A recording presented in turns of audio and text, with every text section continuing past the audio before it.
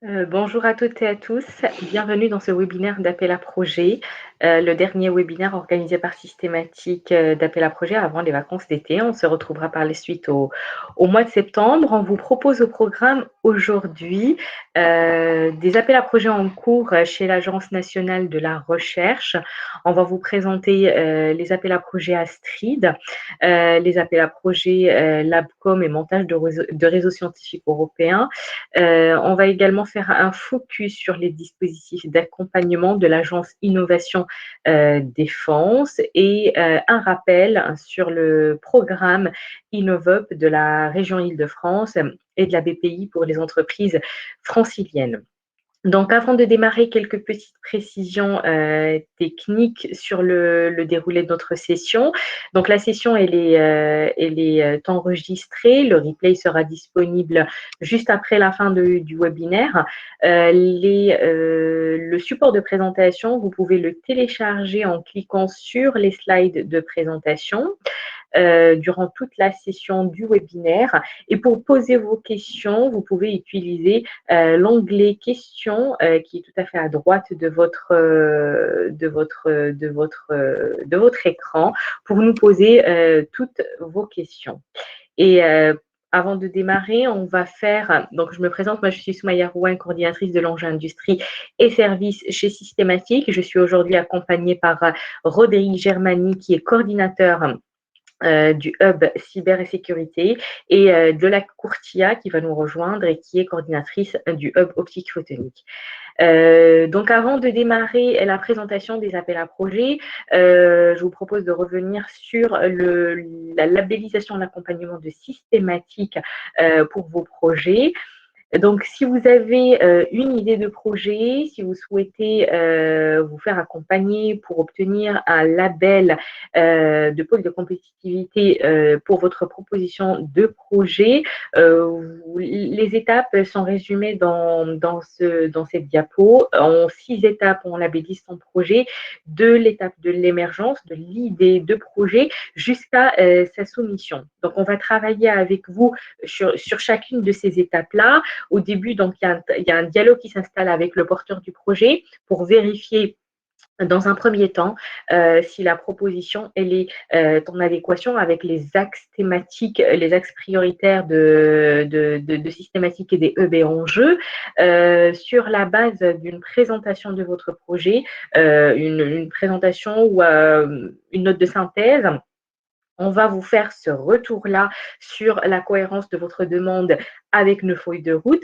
Par la suite, on travaille avec vous sur la maturation de votre projet, sur l'élaboration de l'annexe technique et vérifier aussi l'adéquation avec les critères de l'appel à projet qui est visé. Si vous n'avez pas à cette étape, si vous n'avez pas de guichet qui est identifié, on peut également vous accompagner sur l'identification d'un guichet qui peut répondre à votre proposition de projet. Donc, une fois que le travail de rédaction d'annexe technique a démarré, on désigne des experts au niveau d'un ou plusieurs hubs et enjeux pour faire un travail de relecture, un travail aussi d'évaluation et vous proposer derrière des pistes d'amélioration ou aussi des recommandations pour vous aider à proposer par la suite un projet qui sera totalement éligible à l'appel visé. Donc, pour certains appels à projets, ça concerne principalement le PSPC, donc régions et nationaux. Une présentation vous est demandée par la suite devant le bureau exécutif du pôle, le bureau et directoire dans certains cas, pour valider l'avis de labellisation qui est donné par le comité de pilotage du hub ou de l'enjeu qui a expertisé votre projet. Donc, en fonction après de l'avis qui est donné au projet, s'il est positif, la soumission de projet se fait par la suite. S'il est négatif, on vous propose de travailler avec vous sur l'amélioration de votre projet et On vous accompagne par la suite, dans ces étapes-là. Donc, quand le projet est accepté et financé, on vous propose également, de participer au lancement de votre projet, de suivre vos résultats, de les valoriser, de leur donner de la visibilité et aussi de travailler derrière sur, la réflexion avec, vous, si vous êtes sur un projet monopartenaire ou avec l'ensemble du consortium, quand vous êtes sur des projets collaboratifs, pour, passer à l'étape suivante, celle du, transfert de vos résultats ou travailler sur le montage, d'un autre projet. Donc pour, réaliser toutes, cet accompagnement, il faut du temps et donc il faut nous contacter le plus tôt possible et la durée d'un mois la durée d'un mois, c'est un minimum qu'on peut, estimer pour faire ce travail de labellisation. Donc une seule adresse pour envoyer, tous vos demandes si vous n'avez pas encore identifié le hub ou enjeu qui peut suivre vos projets, c'est l'adresse dépôt projet @systématique. C'est une adresse globale pour tous les projets nationaux et européens. Donc, je vais enchaîner avec la présentation du premier appel à projet. Donc, l'appel à projet, le programme InnovUp, qui existait les années précédentes sous un autre format. C'était un appel à projet qui contenait plusieurs appels, 3 appels à projet sur la partie expérimentation, développement et prototypage. Ce programme a été, ces 3 appels ont fusionné pour constituer un seul programme qui est le programme InnovUp, financé conjointement par la BPI et par la région Île-de-France. 50 millions d'euros ont été mobilisés cette année pour financer les projets par la région et par l'État. Et les projets sont destinés à financer des preuves de concept, pour soutenir des projets de recherche, des projets d'expérimentation, pour tester vos innovations dans des conditions réelles, pour aussi couvrir toutes les actions de transfert qui peuvent être liées à la mise sur le marché d'un nouveau produit ou d'un nouveau service. Donc, c'est les PME, c'est un programme qui vise à soutenir les projets de PME, de TI et de start-up.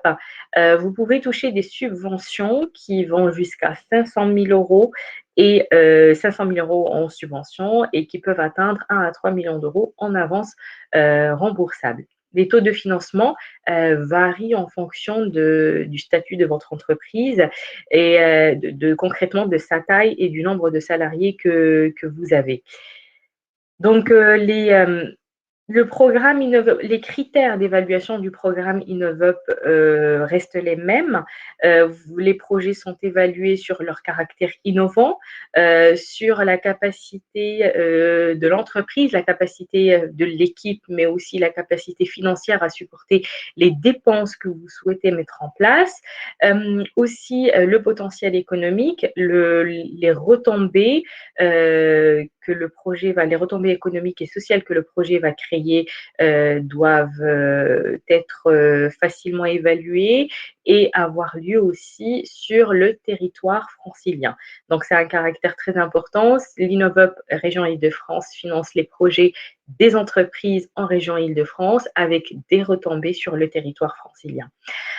Sur les dépenses éligibles et qui peuvent être financées, toutes les dépenses de frais de personnel, de recrutement, de sous-traitance dans la limite de 30% de l'assiette budgétaire, d'achat de matériel, d'investissement, d'équipement, ou aussi toutes les dépenses en lien avec la protection intellectuelle, comme des dépôts de brevets, des dépôts de marques ou encore l'achat de licences ou d'acquisition de technologies d'un partenaire externe.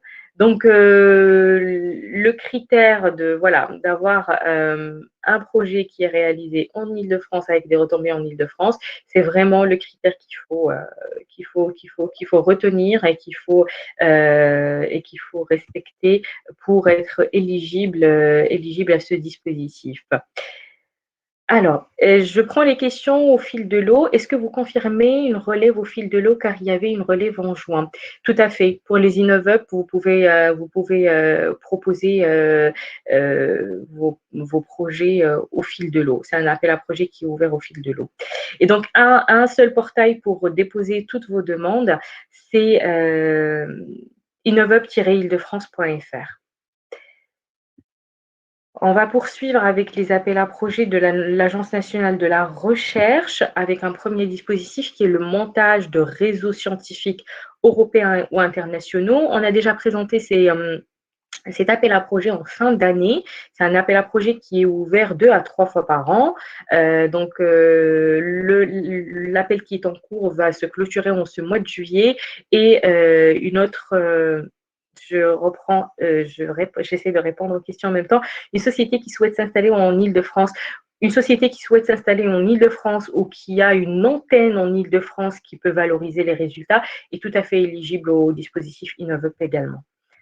Donc, pour poursuivre sur le montage de réseaux scientifiques européens, je disais que cet appel à projet, il est ouvert au fil de l'eau, pas au fil de l'eau, avec des appels à projets qui sont renouvelés 2 à 3 fois par an. Le montage de réseaux scientifiques européens, il a pour objectif de donner les moyens aux scientifiques français qui exercent leur activité dans un laboratoire académique français de monter un réseau en vue d'une réponse à un appel à projet européen ou international. Donc, c'est des projets qui font en général appel à des disciplines différentes. L'objectif est de donner de la visibilité à ces consortiums, à la recherche française à travers ces projets-là, et puis aussi d'améliorer les taux de succès des consortiums français aux appels européens. Donc, cet appel à projet va financer un seul partenaire qui doit être académique, mais cela n'exclut pas le fait que vous pouvez vous associer à des entreprises ou à des entités privées dans le cadre du montage de ce réseau-là. Le seul bénéficiaire de l'aide, c'est le laboratoire académique. Et donc, les dépenses qui sont financées dans le cadre de ces montages de réseau, c'est toutes les dépenses pour l'organisation de séminaires, de réunions avec des partenaires en Europe ou hors Europe. Et il faut au préalable avoir visé un appel à projet d'Horizon Europe ou un autre appel à projet et bien préciser toutes les étapes de montage de réseau que vous allez mettre en place et la date de soumission à cet appel. Et on estime ces durées de préparation pour soumettre un appel européen, cette étape de montage, de recherche de partenaires, de montage de réseau, à 24 mois maximum. Donc, vous pouvez avoir une aide de 30 000 € qui va couvrir tous les frais d'organisation de réunions, de déplacement, de participation à des conférences, à des salons, en vue du montage de votre projet européen. Donc, c'est une aide qui est importante et qui va vous permettre dès l'étape de montage de projet, de financer ces actions-là et augmenter aussi vos chances de succès à l'appel à projet visé. Donc, comme je disais tout à l'heure, cet appel à projet est ouvert, il va se clôturer ce mois de juillet. Il y aura un autre appel avant la fin de l'année. Si vous êtes intéressé pour monter un projet européen ou international. Donc, deuxième appel à projet, c'est les LabCom, les laboratoires communs de recherche publique-privée. L'appel à projet LabCom est un appel à projet qui a pour objectif de soutenir des démarches de mise en place d'un partenariat entre un laboratoire académique et une PME ou une ETI. Et les activités qui sont financées dans le cadre de ce partenariat, c'est toute la partie du montage du laboratoire commun et aussi la mise en place du projet et le financement de toutes les étapes initiales pour permettre le lancement du partenariat, des travaux concrètement entre le laboratoire et l'entreprise partenaire. Donc, les Labcoms sont portés par un laboratoire de recherche et c'est lui qui va bénéficier de la subvention de l'ANR et l'idée, l'objectif principal des Labcoms, c'est bien sûr de créer de la valeur avec l'entreprise ou plusieurs entreprises qui seront partenaires du laboratoire et valoriser la recherche académique. Donc, un projet Labcom, c'est une enveloppe budgétaire qui peut aller jusqu'à 350 000 euros. 50 000 euros qui sont versés dès la phase de montage. C'est la durée maximale, la durée souhaitée en tout cas, elle est de 6 mois. La convention, elle prévoit un premier virement pour la première phase de montage et puis le second virement de 300 000 euros pour toute la phase de mise en place et de fonctionnement du laboratoire commun. Donc cet appel à projet est en cours. Il est ouvert jusqu'au 21 septembre prochain et vous pouvez bien sûr solliciter systématique pour une demande de labellisation. Quelles sont les dépenses qui sont éligibles dans les cadres des Labcoms? Les dépenses qui sont éligibles dans les cadres des Labcoms, ça va être les dépenses de personnel qui vont être dédiées à la mise en place de ce partenariat, les dépenses de fonctionnement, les dépenses de recherche, de fonctionnement qui vont être nécessaires à lancer les travaux sur lesquels l'entreprise va travailler avec le laboratoire. C'est des dépenses finalement classiques de fonctionnement d'un projet de R&D. Ça peut couvrir aussi parfois des dépenses d'investissement, ou de protection intellectuelle pour valoriser l'API qui sera générée dans le cadre des travaux. Donc pour le dernier dispositif que je vais vous présenter ce matin, c'est un appel à manifestation d'intérêt de notre partenaire l'IRT Systemix. L'IRT Systemix est l'opérateur de l'appel à manifestation d'intérêt Confiance CI. Cet appel à manifestation d'intérêt est proposé par un collectif il est proposé par un collectif français qui est constitué d'acteurs industriels et d'acteurs académiques sur plusieurs domaines industriels, le transport, l'énergie, la défense, et qui a pour défi de proposer des projets d'industrialisation de l'intelligence artificielle. Donc, ils ont déjà établi une feuille de route unique pour accompagner le développement des projets qui visent à industrialiser l'IA et proposent cet appel à manifestation d'intérêt.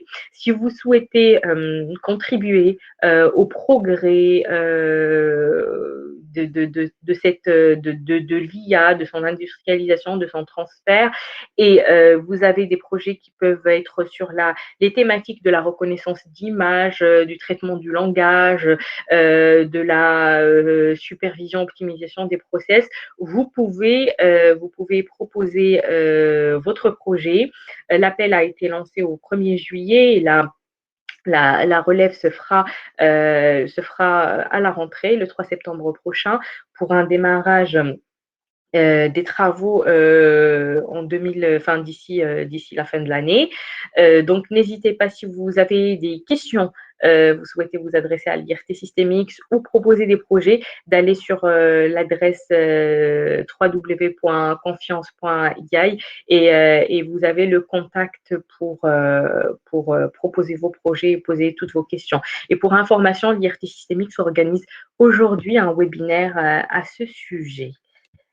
Je vais laisser la parole à Rodrigue Germani.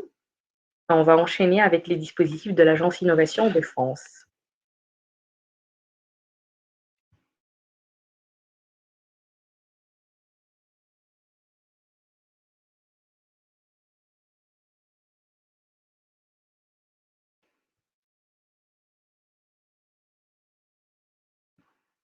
Rodrigue, si tu peux monter sur scène.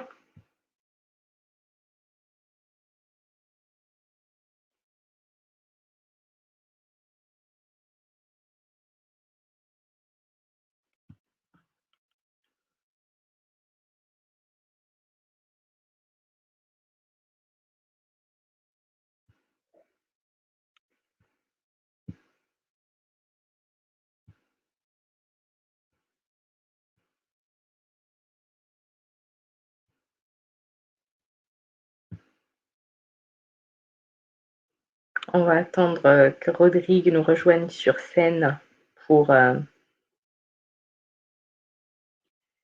pour présenter. Si Rodrigue est disponible, on peut enchaîner tout de suite avec les dispositifs de l'Agence Innovation Défense.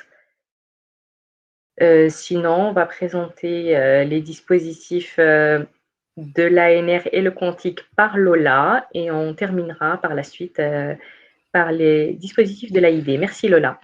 Merci Soumaya, on va laisser quelques minutes, pas de problème.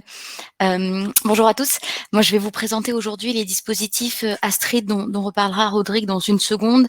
On va se concentrer sur deux thématiques des dispositifs Astrid portés par l'Agence Innovation Défense, robotique et intelligence artificielle. Sur l'axe robotique. Donc c'est un appel thématique pour soutenir la recherche duale et j'insiste là-dessus sur la robotique. Il se décline en trois sous-axes, on va dire, compréhension de l'environnement, navigation, système multi-intelligent et collaboration humain-système et autonomie. Alors, c'est des axes qu'on va retrouver et on a des acteurs qui sont évidemment sur les trois, mais dans la mesure où vous avez une brique qui peut s'intégrer dans l'un de ces trois sous-axes, il ne faut pas hésiter.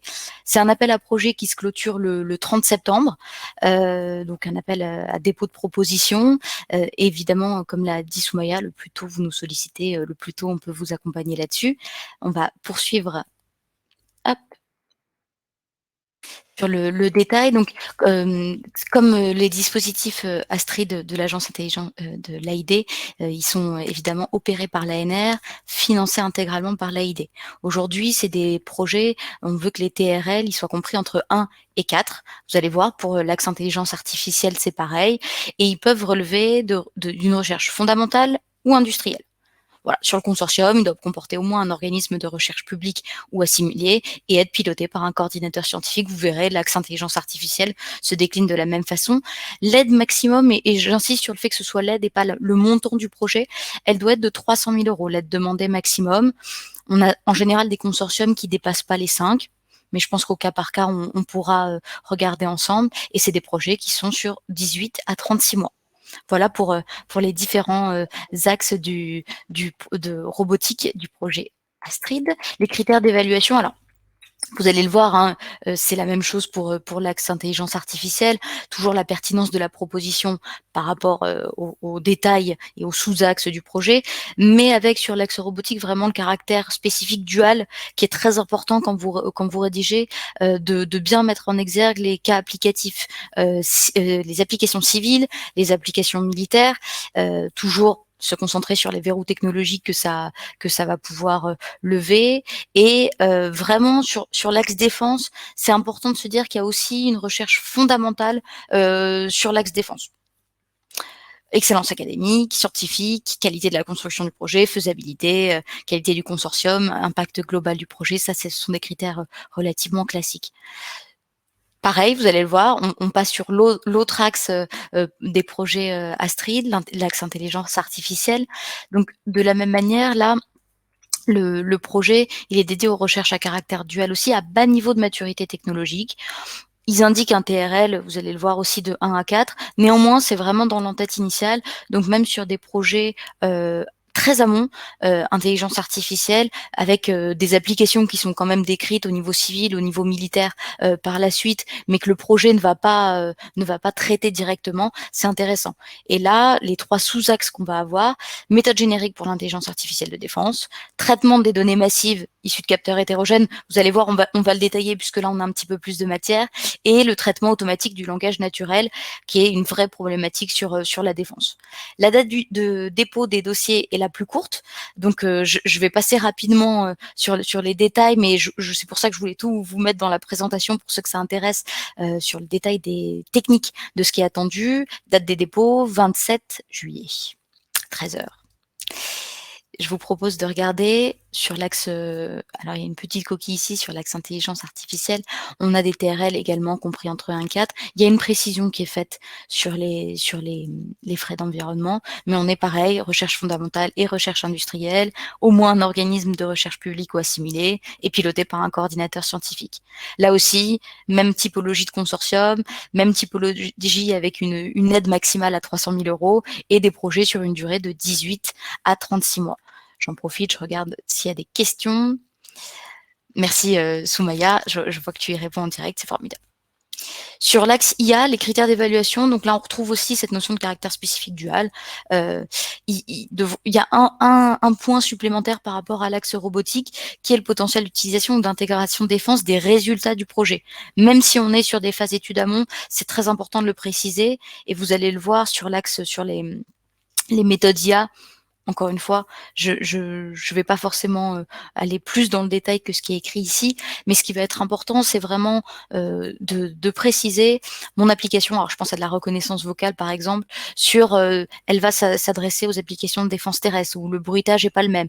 Elle va s'appliquer sur une transmission maritime. Donc voilà, il faut vraiment donner le contexte opérationnel le plus précis possible. Pour les méthodes d'IA, on s'intéressera donc plus particulièrement à, on l'a dit, small data, donc avec frugalité des données, comment on fait de la notation semi-automatique, comment on va pouvoir avoir un apprentissage actif, incrémental, avec le peu de données qui sont parfois générées dans ces environnements très complexes. Évidemment, l'axe intelligence artificielle embarquée, on reste sur de la défense, donc optimiser la mémoire, l'espace, réduction de l'empreinte sur les réseaux, voilà, d'être le moins invasif, si je peux dire, sur un réseau de défense. D'IA de confiance, qui est là plus dual, et toujours explicabilité, interprétabilité des techniques d'IA, acceptabilité, très important sur l'axe défense vis-à-vis d'une interaction humaine, avec toujours replacer l'homme au cœur de la décision, et l'IA comme un outil à la décision, avec l'homme dans la boucle évidemment de commandement. Sur le caractère multidimensionnel, ça reprend le fait de pouvoir exploiter des données qui sont issues de capteurs hétérogènes. C'est extrêmement important ici de pouvoir proposer, et là, si vous avez des billes, n'hésitez pas, des systèmes qui vont permettre la fusion d'informations incomplètes, ça rejoint ce qu'on vient de dire sur la small data, ou incertaine. Donc vraiment, comment on arrive sur du capteur hétérogène à récupérer l'info, à traiter une info qui est parfois incomplète, comment en plus on va constituer cette récupération d'infos avec des rythmes d'infos qui entrent différents aussi. Donc voilà, données multicapteurs, détection d'objets, compréhension des scènes, fusion des données capteurs, et surtout avec un rythme qui va être fluidifié par le système déployé. Détection d'activités, d'anomalies, voilà, sur des flux d'alerte numériques aux fréquences variées. Je passe sur ces éléments-là, mais au moins vous les avez, comme l'a dit Soumaya, vous pouvez télécharger la présentation. L'axe traitement automatique du langage, c'est un vieux marronnier, mais il y a encore beaucoup à faire. Là encore, l'objectif, c'est de s'adapter à la complexité des données, des ressources disponibles et des spécificités des domaines adressés. Donc, il faut entendre par là spécifier l'application opérationnelle au maximum. Voilà, comme c'est précisé, les langues visées ne sont pas forcément supportées par les modèles grand public, et les principaux verrous, ça va être des langues rares, peu dotées, avec parfois, on l'a dit, des canaux bruités. Il y a énormément de demandes là-dessus, et donc toute bille est la bonne à prendre. Astrid est-il cumulable avec un programme rapide de l'AID? Je pense que Rodrigue, tu pourras en toucher 2 mots tout à l'heure. Merci pour la question. Donc voilà, sur le caractère traitement automatique du langage, il y a vraiment un axe de recherche très important là-dessus, d'où le fait aussi que l'axe IA, il soit sur des TRL très amont. Idem, données multimodales, ça rejoint le multicapteur, texte, audio, documents, images, vidéo. Là, on a aussi une grande problématique sur la diversité des informations reçues. Je passe sur celui-là. Voilà, les difficultés, vous les connaissez hein, sur l'IA dans le milieu de la défense, traitement de la parole, on l'a dit, l'analyse des données, des textes, des images, des vidéos, des fouilles de données très variées, et traduction aussi automatique du texte, puisqu'on parle souvent de langues rares et moins dotées. On l'a déjà dit. J'en ai fini pour les deux axes intelligence artificielle et axe robotique portés par les projets Astrid. Vous l'avez vu, il y a 2 deadlines différentes. Une clôture le 27 juillet pour l'axe intelligence artificielle, une clôture un petit peu plus tard, fin septembre, pour l'axe robotique. Et puis, mon collègue Rodrigue pourra revenir là-dessus. Moi, j'ai un dernier appel à projet, on change complètement de domaine, à vous présenter, qui est l'appel à projet porté par l'ANR Eranet Quantera. C'est un appel à projet qui est coordonné par le NCN, l'ANR est partenaire, donc National Science Center, comme NCN ne l'indique pas. Eux, ils lancent leur 3e appel à projet pour financer des projets de recherche transnationaux, très important pour les consortiums, dans le domaine des technologies quantiques. Et là, c'est bien sûr en soutien aux flagships européens. Donc l'appel, il réunit aujourd'hui 35 organismes européens de financement. C'est vraiment conséquent. L'ANR, évidemment, en fait partie. Il couvre aujourd'hui 28 pays. La date de dépôt des dossiers, c'est le 15 septembre. Donc, il reste encore un petit peu de temps. Et puis, ça peut permettre aussi, surtout si vous avez des projets en cours, de pouvoir adresser un guichet qui leur est dédié et le faire financer par cet appel à projet Eranet. Pour aller dans la logistique de ce dépôt, c'est des projets, on l'a dit, qui doivent être transnationaux. Donc ça veut dire impliquer au moins 3 entités légales, indépendantes, qui sollicitent des aides, des organisations participantes de 3 pays distincts. Ce qui ne veut pas dire que vous êtes limité à ces 3 entités, à ces 3 pays distincts. Vous pouvez avoir plus de partenaires. La moyenne des consortiums qu'on voit passer, c'est plutôt 5-6. Par contre, le minimum strict et requis, c'est 3 pays distincts, 3 partenaires. Les partenaires d'un même pays ne peuvent pas demander plus de 60% du financement total du projet. Donc là encore, comme l'a rappelé Soumaya, si vous nous sollicitez, on peut vous aider aussi à compléter un consortium pour trouver des partenaires étrangers et valider ce critère-là. Et un partenaire indépendant ne peut pas demander plus de 40% du financement total du projet. Là aussi, responsable scientifique coordinateur, il doit solliciter une aide auprès de l'organisation de financement, donc là, l'ANR. Le budget maximum par projet est de et non pas l'aide, comme on l'a dit tout à l'heure, est de 450 000 €, et le budget maximum partenaire est donc de 300 000 €. Catégorie de recherche, fondamentale, industrielle et développement expérimental, puisque là, sur le quantique, on est en pleine émergence, donc le développement expérimental est évidemment possible. Une note sur la durée des projets, c'est entre 24 et 36 mois. D'où le fait aussi d'avoir développement expérimental et recherche fondamentale industrielle. Sur l'appel à projet Eranet Quantera, là aussi, si vous souhaitez le label du pôle, comme on l'a dit, il faut le déclarer, on est sur l'ANR, dès la première étape du processus de sélection. Idéalement, vous nous sollicitez dans la foulée. Donc vraiment, c'est très important pour ça de le justifier dès le début, puisque tout se fait sur la plateforme. Et de demander l'accord des partenaires avec lesquels vous êtes dans le consortium. Le but de ces projets, on l'a dit, c'est aussi pour ça qu'il y a du développement expérimental, c'est de faire progresser de manière significative l'état de l'art des sciences et des technologies quantiques. Derrière ça, il y a quoi comme objectif? Une compréhension fondamentale et pratique, on l'a dit, donc ça peut être aussi faire monter l'état de l'art sur comment comprendre les systèmes, les protocoles, comment je gère mon information quantique. Ça, c'est intéressant. Améliorer toujours la robustesse des systèmes, avec un objectif d'exploitabilité dans le monde réel, hein, vraiment de résultats derrière très concrets. Là, c'est plutôt sur le volet, du coup, recherche industrielle. Développer des technologies fiables, on l'a dit, sur les architectures quantiques, vous le voyez.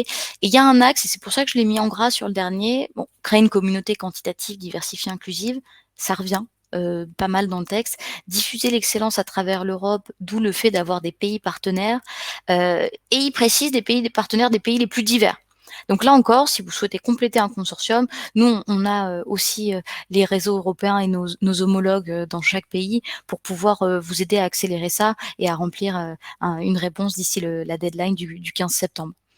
Le dernier point qui est mentionné, c'est de construire une capacité d'innovation de pointe à travers l'Europe, avec des acteurs clés, avec, par exemple, d'excellents jeunes chercheurs, des PME ambitieuses, etc. Donc, plus votre consortium va être varié, plus il va être hétérogène, ce qui veut dire varié, plus il va être représentatif de l'Europe quantique telle qu'on la veut souveraine et fer de lance, plus il a de chances d'être soutenu. Et ça, c'est assez rare de l'expliciter à ce point dans les appels à projets. Donc le contexte général, on l'a vu, hein, contribuer au développement de la recherche et de l'innovation européenne en matière de QT, Quantum Technologies. Quantera 2 encourage la participation de consortiums avec une représentation équitable de chercheuses, à la fois en tant que pays dans l'équipe de recherche. La mention est là. Il y a 2 axes dans cet appel à projet, peut-être plus un axe software, un axe hardware, mais vous allez voir que dans l'axe communication quantique, on a pas mal de hardware. On va le détailler par la suite, mais encore une fois, je vais passer assez rapidement. L'objectif, c'était de vous donner que les informations soient là. Les priorités stratégiques pour Quantera, c'est communication quantique, simulation, calcul, sciences de l'information. Donc, vraiment aller sur de l'exploitation derrière et du résultat concret utilisable, et un axe hardware avec des éléments de métrologie et détection imagerie quantique, ce qui est, on va dire, plus courant dans notre recherche historique. Donc, pour détailler, rapidement, mais je vais juste en dire 2 mots pour chaque sous-axe. Sur la communication quantique, qu'est-ce qu'on attend? Toujours pareil, avoir une distance qui soit suffisante de communication, que ce soit fiable, efficace, robuste, sécurisé, c'est très important, avec aussi un accent sur les sources photoniques, donc sources à photons uniques, et les aspects répétiteurs quantiques, mémoire quantique, méthode de communication quantique dans l'espace satellite et la Terre. À chaque sous-axe, en fait, il précise quelques applications qui sont visées. Donc là, de la même manière, si vous vous identifiez pas forcément à l'axe, allez regarder les applications parce qu'il y a peut-être moyen de se positionner là-dessus sur le volet applicatif. Pour le domaine simulation quantique, un axe important évidemment sur les mesures de contrôle, de vérification des simulations quantiques, mais un axe également matériaux. Comment aujourd'hui plateformes et matériaux pour la simulation peuvent être utilisés, nouveaux matériaux, donc chimie, biologie, thermodynamique, ça c'est les termes importants avec en application. Bon, théorie quantique des champs, on est peut-être sur du développement fondamental, recherche fondamentale, mais gravité quantique, cosmologie et autres domaines. Donc voilà pour les applicatifs. Le domaine calcul quantique, évidemment, on va retrouver l'algorithme multiqubit, la tolérance aux pannes, les piles logicielles et les approches hybrides. Donc ça, c'est intéressant parce que même en recherche fondamentale, si vous travaillez sur des nouveaux paradigmes de programmation, sur l'approche hybride, ça peut être intéressant ici. Sciences de l'information quantique, on l'a dit, des nouvelles sources, théorie des ressources, étude des processus thermodynamiques, ce qui rejoint un peu ce qu'on vient de se dire sur les matériaux.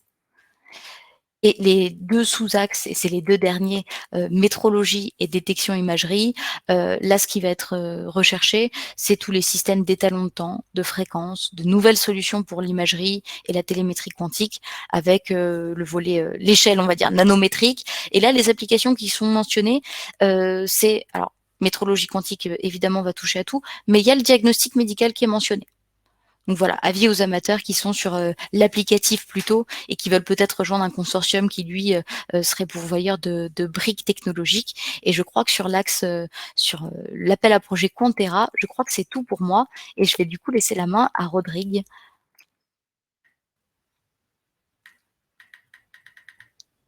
Merci Lola. Alors je vais reprendre ma main.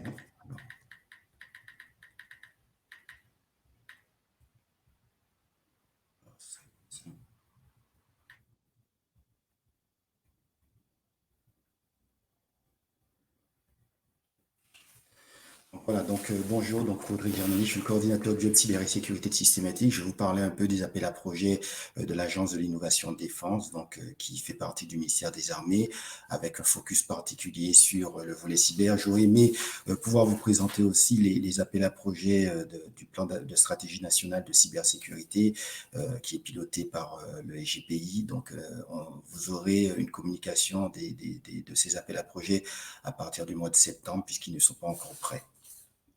Alors, en ce qui concerne la partie AID, donc ce qu'on peut dire, c'est que l'AID lance régulièrement des appels à projets. Donc, vous avez deux types d'appels à projets sur les thèses.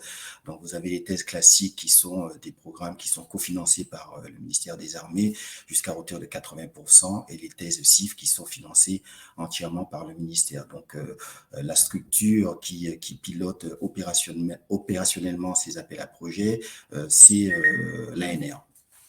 En ce qui concerne le programme Astrid, comme l'a précisé Lola, donc là, on est plutôt sur des dispositifs ATRL très bas. Donc, on est plutôt sur des démonstrateurs, sur des projets de durée de 18 à 36 mois. Un appel à projet est lancé par an. Et sur le domaine de la cybersécurité, là, je vous ai précisé un peu les différents sujets qui sont concernés. Donc, on a des sujets autour de la cryptographie, autour de la sécurité matérielle et logicielle des composants, produits et systèmes, toute la partie sécurité des réseaux, la connaissance de la menace, toute la partie lutte informatique défensive. Donc, vous trouvez normalement toutes ces informations sur le site du ministère des Armées, www.défense.gouv, AID, appel à projet.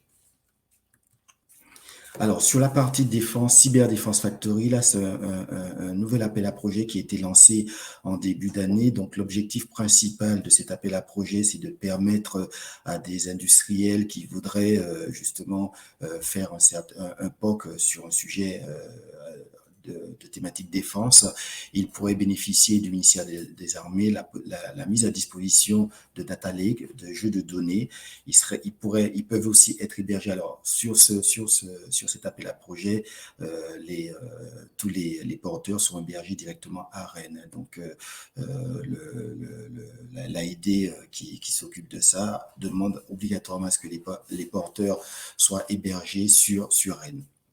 Voilà. Donc là, vous avez des jeux de données qui vous sont mis à disposition pour pouvoir développer des sujets d'innovation avec l'obligation, d'une certaine manière, de permettre aux experts du ministère de pouvoir expertiser ce projet. Donc, il y a quand même une action de très forte visibilité pour les sociétés qui seraient sélectionnées pour ces appels à projets, puisqu'ils pourraient avoir la possibilité de communiquer sur le fait que le ministère a d'une certaine manière, on ne dira pas labellisé, mais aurait regardé leur projet de manière très attentive et aurait trouvé un intérêt. Donc, les organismes qui sont concernés, donc ça peut être des startups, des PME, des ETI. Donc voilà, les propositions sont à déposer au fil de l'eau. Donc vous avez une adresse pour pouvoir déposer les projets. La durée, c'est de 6 mois, renouvelable une fois. Sur la partie propriété intellectuelle, donc la propriété intellectuelle reste du côté du porteur. Voilà, et le prototype est mis à disposition pour les experts de l'AID pour une évaluation à partir du 5e mois du projet. Donc ça, ce sont les deux gros sujets que vous aurez sur cette année pour la partie Cyberdéfense Factory et éventuellement les Astrid. Voilà. Si vous avez des questions particulières, je suis prêt à les prendre dans le chat. Voilà. Je pense que c'était le dernier. Voilà. Merci Rodrigue. Si vous avez des questions, bien sûr, on est là sur les 3 présentations, on est là pour y répondre. Vous pouvez également toujours nous contacter sur l'adresse dépôt projet. Et avant de se quitter, une information qui n'est pas encore officielle, qui ne fait pas encore objet d'appel à projet, mais c'est des programmes qui vont arriver d'ici la fin de l'année. C'est les projets investissement d'avenir phase 4. Le PIA, se poursuit sous le même format que les 3 précédentes phases, c'est-à-dire un volet national et un volet régionalisé. Le PIA 4, volet national, aura 4 axes prioritaires qui sont la stratégie hydrogène, la santé digitale, la cyber et le quantique. Donc d'ici la fin de l'année, il va y avoir pas mal d'appels à manifestation d'intérêt qui seront publiés sur ces 4 thématiques-là. Le volet régionalisé du PIA 4, les conventions régionales sont en cours de validation et de signature avec les régions. D'ici normalement septembre 2021, le PIA 4 régions sera aussi validé. Il va proposer 2 appels à projets, un monopartenaire et le deuxième collaboratif très attendu, qui sont l'InnovUp Leader PIA 4, qui est prévu, la date de publication de l'appel est prévue d'ici le mois d'octobre, et le PSPC Région 3, qui est prévu avant la fin de l'année. Et donc voilà, il faut se préparer. On vous donnera plus d'informations d'ici la rentrée sur ces dispositifs, sur ces appels. Et si vous n'avez pas d'autres questions, merci pour votre participation. On reste à votre écoute et je vous souhaite à tous de passer un bel été. Merci. Au revoir.